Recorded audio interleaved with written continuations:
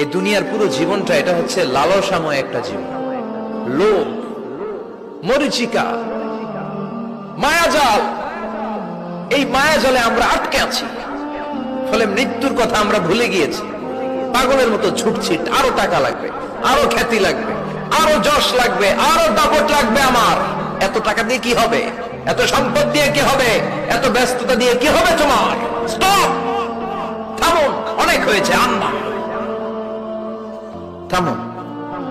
Take a rest, take a breath, and think about death. Think that you have to go back to your Lord.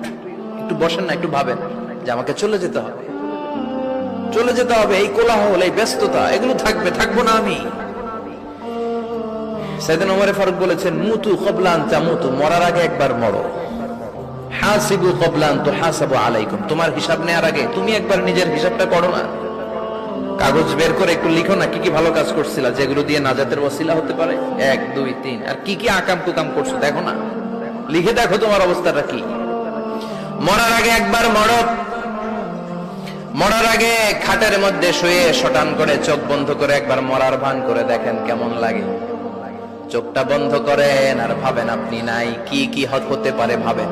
আপনার ছেলে মেয়েরা কান্না জুড়ে দিবে, আপনার প্রাণের স্ত্রী বিলাপ শুরু করে দিবে, বন্ধু বান্ধবের চিৎকার আর মাতম,